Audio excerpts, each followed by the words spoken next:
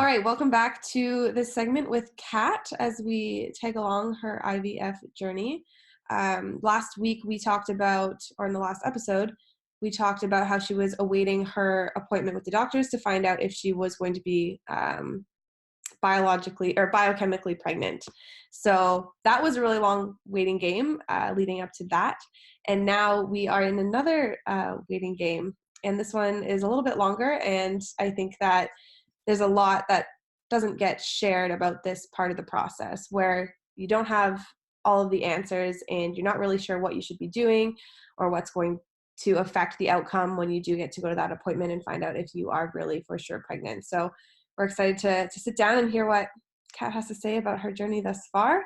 And her next appointment is going to be on the 20th. So that is a week from today when we are sitting down to chat. And so we're looking forward to that chat as well. So tell us a little bit about what's been going on this past week, Kat. Well, I'm glad someone's excited because I'm just crazy. So I feel like, the 10 days or whatever it was between transfer and your blood test to determine if you're biochemically pregnant is like a very long time, especially because you're loaded up on drugs. I was on a ton of progesterone, which I was inserting nightly. And so about 3 days after the embryo transfer, my boobs doubled in size and were like so painful I couldn't sleep. And so it's like kind of starting to have those early pregnancy signs, but it was like, well, it's kind of early for it to actually be related to HCG levels. So that probably means it's just a side effect of the progesterone. And so it's like you're having all of these symptoms that you can't really trust your body. So that was an eternity. Went in for my pregnancy test. So they did a quantitative beta HCG, which pregnancy tests are pretty conclusive. Like whether you do urine or blood, you don't have HCG if you're not pregnant. And so an at-home pregnancy test will pick up anything over like 5 units sort of thing, which is nothing. And then as your pregnancy progresses, those beta HCG levels will double every like 24 to 48 hours and end up in the thousands by the time you go in to get tested. So with having done IVF, so, you can't do just like a cheeky at-home urine test because you're going to test positive because you not only are producing HCG if you're pregnant, but you also took a massive trigger dose of HCG right before your egg collection, and that's still washing out of your system. So with IVF, it's different than a traditional pregnancy where a level of 150 units of beta HCG in a normal woman would be indicative of pregnancy. In IVF, that means nothing because it could just be washouts. So you've really it took everything in me not to test myself because I was like, well, it means nothing. Like you don't get a quantitative level on a urine test. So if you test positive, it doesn't mean anything. If you test negative, it's not going to because you've got exogenous hormones in your system. So that was really difficult. So I went in, had my progesterone tested because they're giving that exogenous thing. They just want to make sure that, again, unlike a typical pregnancy where you've kind of ovulated, you've had fertilization and implantation, and then your body's naturally building up your progesterone levels to build up your uterine lining and support the pregnancy. I made myself into like a chicken factory and developed all of these eggs, but then they went in and they kind of stole them out of my body. And so, had nothing going on in there for a few days and then had them put back in. So or on exogenous progesterone to continue that development of the uterine lining. So they wanted to test my levels to make sure those were adequate to support a pregnancy as well. So you go in first thing in the morning, and it's like ridiculous. There's like 10 women lined up for their pregnancy tests, right? Like you just feel like such a factory. And it's like not the experience that you probably imagined that you'd have when you're trying to find out if you're pregnant, right? Like taking the test, that whole experience that we often, I don't know, as women probably think of and dream of, right? 100%. And it's like, and you don't get that moment of like getting to see a positive on a pregnancy test and telling your partner, like that's kind of taken away from you in a bit. So I think, it's important to try and find like ritual in this very medicalized system, right? Because it's important to have those moments. So went in, had my blood drawn. They're like, yeah, nurses will start the calls around 12 to let you know one way or the other. And so I was, of course, on calls with clients all morning. And I was like, okay, right. I'll just let them know that like I'm waiting on an important call and I might have to jump off really quickly. And I was planning to start telling my clients this at like 11:30 or something like that. And of course, the call comes through at like 10 or 10:30. So I was on this call with like a new client too. It was only our second or third consult or something like that. We were just finishing up, and I was like, I gotta go. I've been waiting for this call for my third. Like, oh, because you didn't know. Okay, I understand now. I thought that you weren't on basically. call. Gotcha. No, I was, and so anyways, that poor girl. I basically hung up on her, and then I feel like that would be a tough job making those phone calls. Yeah. So, anyways, she told me that my beta HCG levels and my progesterone levels were both extremely strong. And so at that point, I'm considered biochemically pregnant. So it was, Ben was in the garage with a PT client. So I went down and I was like, I need help with spreadsheets. Because he's like, I was like, I broke one of your spreadsheets. Like, oh, okay. All the time, by the way. Yeah, but this is a very regular occurrence. So he was like, obviously not suspicious at all. He was like, okay, like I'll be there in 5 minutes. And I was saying that I was like, well, because it's like you want to kind of like deliver the news in a special way. I was like, okay, well, I was like, I got you a Christmas present. I was like, but it's something that we're gonna do together. I was like, and we have a choice. We can either do it on the 20th or the 23rd. So what do you want? And he's like, oh, well, we've got this and this and this. He's like running through a calendar in his head. I'm like, since when do you ever respect the calendar? Just pick a date. And he's like, oh, I guess the 20th then. I was like, okay. I was like, well, do you want to know what it is or no? And he's like, Ben does not like a surprise. No. Does not like to feel like he's missing out. So he's like, oh yeah, I guess. I was like, it's our 6-week scan. And he's like, oh, but they haven't called yet. Oh my gosh. Yes, they have. Oh man. So that was good. So basically it was, okay, yes, positive biochemical pregnancy. That's great.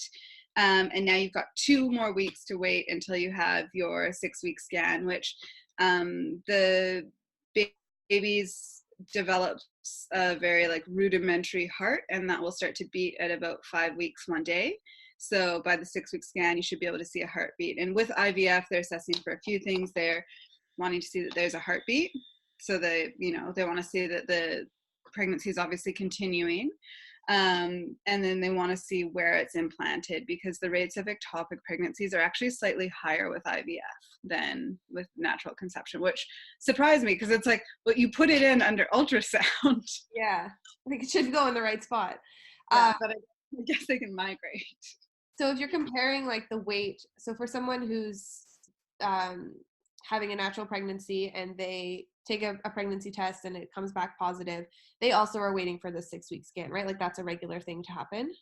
Not usually. Okay. So and it's, there's a difference. I would say there's a very large categorical difference between couples who are very actively trying to get pregnant and couples who become pregnant without maybe, the ovulation strips, or they're not graphing their cycles and things like that. Those women and partners who are graphing their cycles and things like that often know very early on. They're the ones that know, at the 4-week mark, before that missed period, maybe even, that they're pregnant. Right. But in a routine pregnancy, kind of no reason to think there's anything amiss, you might be getting your first scan at 8 weeks, or it might be even later than that. And that's really just a dating scan. Okay. It's just with IVF, so biochemical pregnancies are interesting, and it's a real pregnancy. Like like I said, the pregnancy tests don't typically test inaccurately. Mhm. So, you may have a situation where you have a positive on a home pregnancy test, and then you go into your doctor a couple weeks later or a week later and get a blood test done and it's negative. That doesn't mean the home pregnancy test was wrong. You were actually pregnant at that time, but you've since lost that pregnancy. And biochemical rates of loss, it's postulated that they're actually 50 to 60% of all first-time pregnancies. Oh, wow. So that's, again, a situation where unless you are meticulously tracking your cycles and doing strips and things like that, a lot of those losses occur before the woman even realizes she's pregnant. And it can occur before you've missed your first period. So it Okay. can be very early on. The rates in IVF are a little bit higher. Also, too, depending on why you're doing your IVF, it might be potentially more likely that you've got chromosomal abnormalities with either the egg or the sperm. And so as the DNA is kind of zipping up, it doesn't zip up appropriately. And that's the reason for first trimester miscarriages, right? So when people miscarry in the first trimester, whether it's at 6 weeks or 8 weeks or 11 weeks, it's not because they've eaten things they shouldn't have eaten, or they've exercised too hard, or their stress levels have been too high. It's because there was a chromosomal abnormality and the pregnancy couldn't continue. But even understanding that on a deeper level than a lot of other people like yourself, is that still something that you believe, or is there still that sense of like, okay, I could still mess this up, or I'm, I or think I think there is always a sense of like, I could still mess this up. And I think that is like, from like the second you become pregnant or even before, like right through that child's entire life, right? Like, I just don't think that feeling will ever go away. But I think I do feel quite comfortable in understanding that, like, it's not, while I want to be careful and I want to do everything right, or do things as well as I can, that it's not necessarily your fault, right? And I think potentially when you've gone through IVF, maybe you understand that a little bit better, maybe not, maybe that's just my particular situation. But I think a lot of women don't understand that at all, right? Like they do think it's like, oh, I ate out and I knew I shouldn't have had that meal because it had, products in it that I wasn't supposed to eat, or I competed in this CrossFit competition and pushed myself too hard. It's not that, yeah, right? It's really complicated stuff creating a human out of a handful of cells, right? There's a lot of places that can go wrong. right. Um, so yeah, it's also easier, I think, on this side of the fence versus someone who has experienced potentially like many, many losses. It's very easy to start blaming yourself when that's absolutely not the case. Right, when it keeps happening repetitively. Yeah, and so essentially, yeah, we're in this kind of time period now for ourselves where it's like we're biochemically pregnant, but there's questions about the quality of the sperm that we had. And so are there going to be chromosomal issues moving forward that stops that pregnancy from progressing? I had a terrible day the other day. I was at the gym and I was doing bench of all things, and I was getting like unilateral twinging pain kind of on one side, like right down where I think my fallopian tube would be. And I actually was just like so bothered by it because it was happening every time I was moving, this cramping like pain, that I ended up phoning the nurse at the IVF clinic, which I will say this is the one nice thing about like going through IVF is they've got really great supports. And so like you can call in like a crazy person at any time with questions, which, other women might not have something like that. So there's one benefit, silver lining. And I'd said to the nurse, I was like, look, I know this is probably just like bloating and stretching and things like that. And I was like, I just need a little bit of reassurance because it is so unilateral. And of course, I've been reading research papers and stuff like that, which have shown me that ectopic pregnancies are higher in IVF. And so she was like, you're about 5 weeks. So she's like, it would be unusual to have ectopic pain at this point. Like usually it has to be a little bit bigger to have that sort of pain. but keep an eye on it. She's like, obviously, if there's any bleeding, call us back, or call us back tomorrow if it doesn't resolve, et cetera, et cetera. And then, of course, it resolved. So, but you know, it's just like, I was so convinced at that point. I was like, that's it. It's ectopic. Yeah. I was like, can you just bring me in for my scan now? Yeah. And so after the scan on the 20th, then is it safe to say like you're officially pregnant, or is there another waiting period? Or is it always going to Yeah, be no. throughout the So, duration? I mean, I think like, and this is what's interesting, right? Is like, I am officially pregnant now, but I'm too terrified to say that. And I Yeah. think that's probably a really common sentiment, right? Is like we want to stay very, very guarded. After the 6-week scan that we know it's implanted in the right place and we know it's still progressing, then I think that kind of puts us at the point where it's almost like a normal pregnancy then, Mhm. right? The Same rate, factors, sorry? like similar risk factors and like rates of. Yeah. Like the rates of, you know, potential miscarriage are still 20% to 30%. It's a Mhm. little bit lower kind of once you get outside that 6-week range, but they're still high, but that's just like any other woman.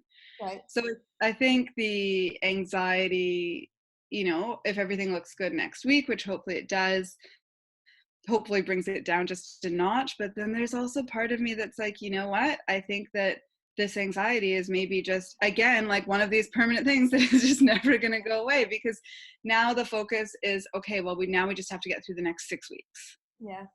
right? And I think too, like it being through IVF, there's a lot more, like you've put a lot more effort into this pregnancy than a natural pregnancy, right? Put a lot more resources, a lot more time, a lot more energy, and it's taken a lot, like a larger toll on your body than any natural pregnancy too. So, well, do you think that will stick with you throughout the duration of the pregnancy in any way, shape, or form? Yeah, I mean, I don't like to compare and say that like we've put more in than any other person, because every situation is so unique. But I think one thing that is quite true is like, I'm 5.5 weeks pregnant right now, and I've probably experienced a lot more in this 5.5 weeks than most women who are going through a natural, because I felt symptomatic for 5.5 weeks. I've been on drugs for 5.5 weeks that have changed how my body responds to everything. You Right. know, at this point now, I'm starting to get intermittent nausea and things like that. So I'm starting to get some of the other symptoms, and I think this is sliding into the more normal experience. Right. I have a client who, incidentally, natural conception is potentially at exactly the same point in her pregnancy as I am.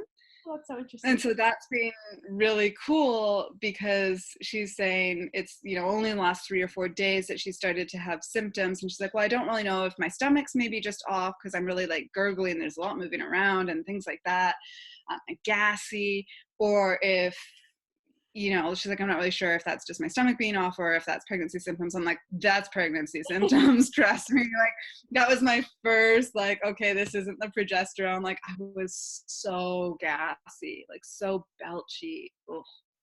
And So, yeah, and it's crazy the amount that you feel so early on. right. But And I think it's, this is going to be interesting too for you moving forward and working with women who are pregnant or getting pregnant or who have been pregnant. You're now able to kind of understand what they're going through from a whole different perspective. Like you've always had a really good understanding in terms of like the science and the research and education and everything like that, but now this just brings a whole new level to the table, which is really interesting. absolutely. I didn't think it would change how I feel in my core so early on. Like, we were doing front squats yesterday. We were doing a heavy 5, a heavy 3, a heavy 1. And I was saying to Ben, I'm so uncomfortable. Like, my knees feel like they're shattering. They've felt like they've that for the last few weeks with the progesterone. I was like, but also like, I feel all this stuff happening in my core, and when I brace, and it's just so uncomfortable. Anyways, he said to me today, actually, because I was complaining about my knees again, he's like, well, he's like, your body weight has increased by about 10%. That I is was like, the ooh. right thing, right? I was like, nah, maybe not the way you wanted to phrase that, but it's true. Well, Um, but yeah, so it's been interesting going through that. And like you said, having a lot of the knowledge and a lot of the research and stuff, but not having necessarily the personal experience with it does change it. Because I know for this client, I was sending her out some, foods to eat and avoid and things like that. And the lists are pretty aggressive, right? And about what to avoid and what to do. And, probably one of the biggest things that I know has been an issue for Ben and I is essentially like, you're supposed to eat food within 24 hours of it having been initially cooked, right? So you're not supposed to eat chicken that's been in the fridge for 2 or 3 days. That would pose a very large problem for you guys. Yeah, because we typically, like many people, we batch cook and we cook like 2 or 3 kilos of chicken at a time and eat it over like 6 days and like really pushing the end limit on that, right? Yeah. And my client, preps in a very similar manner, and so she had sent me back an email and she said, okay, well, so like, what's the deal with this? Because they all say like that you shouldn't eat this stuff 2 days later. What do you what's the truth around that? And I was like, well, that's best practice. Like essentially the goal is that you want to minimize your exposure to any sort of bacteria that could cause illness, listeria, salmonella, things like that. And any food that's been sitting around for a long period of time is more likely to do so. On a personal, like my personal approach to it, and this is definitely like not FDA regulated or mandated, is I'm trying to eat food within 2 days, 3 at the most of it being cooked. And if it has been cooked 2 days or more, then I'm making sure that it's fully heated before I eat it again. Like I'm not eating cold chicken breasts out of the fridge like I might have done in the past. Yeah. And that's kind of my balance with it. That's my balance of like reasonable food prep versus following the guidelines. And it's a little bit different. Like it's home cooked food. Like I'm not taking takeaway that I don't know how it was handled or things like that, right? How long But beforehand? yeah, but every woman and every family, I think, has to find their own comfort level within that, right? Mm-hmm. Um, so it's just, but understanding that, and whereas, in the past I might have been a little bit more like black and white to the book Yeah. in my answers, and there's also like a degree of like legality around some of that too, right? But it's like now it's like, well, there's also the realistic part, you Yeah. know. Yeah. So And same with other things, which I'm sure we'll get into at some point as well. All of the other things that are on that list of foods to avoid, like alcohol, caffeine, all that sort of thing, which happens to not be as black and white as maybe once thought, right? mhm. So, Absolutely. Guidelines have changed significantly, or I shouldn't say guidelines have changed. Research has changed significantly in the last 10 years, particularly in regards to caffeine and to alcohol. And, with leading organizations going so far as to state that previous risks have been overstated. right. But the guidelines still haven't changed because we're kind of in that gray zone where it's like, okay, well, the research hasn't shown a negative effect, but we can't say for 100% that there's no negative effect. Right. Because it hasn't So, been wrong. yeah, That'll be very interesting to get into and see how that plays into practice as well, right? absolutely. Yeah. Without all your caffeine for the next 9 months. Except interesting, I'm off coffee. I'm like so put off coffee right now. So I thought in the beginning, like after the embryo transfer, it was really difficult for me to kind of cut back to 1 cup a day, which I was doing. And I don't think I've had a coffee in like 3 or 4 days. Interesting. That's one of the Mm. things for me. I've never been pregnant, but when I get sick or something's like feeling a little bit off, that's the first thing that goes. And I'm like a coffee addict, so that's the first thing that goes. Yeah, Yeah, it's I'm very the exact same. I know that I'm getting sick because I won't want my coffee in the morning. yeah, exactly. That and my appetite like decreases, and that's also very rare and just something that I know something's wrong when that goes. I've had like, oh, my appetite's been psychotic. It's been so bipolar. It's like go from like savagely hungry to like uncomfortably full in like 2 bites of food, or vice versa. Um, Interesting. and yeah, and like animalistic, like would eat Ben's arm sort of thing. Like, And then you have so, two bites and you're satisfied, or even or I'm uncomfortably, like uncomfortable. yes. So yeah, I've learned to never leave the house without snacks. If there's one takeaway from this, Yeah. anyone trying to get pregnant, do not leave the house without snack, and their significant others. Don't let them leave the house without snack. Preferably ginger snaps. Keep like a healthy stock of ginger snaps. Especially around the holiday season. That's Yeah, right. exactly right. Yeah. Well, thank you so much for sharing your journey thus far with us. Make sure to sit down next week around the same time, and we'll be very interested to hear how that appointment has gone. Absolutely. Looking forward to it. All right. We'll catch you in the next one. Okay, sounds good.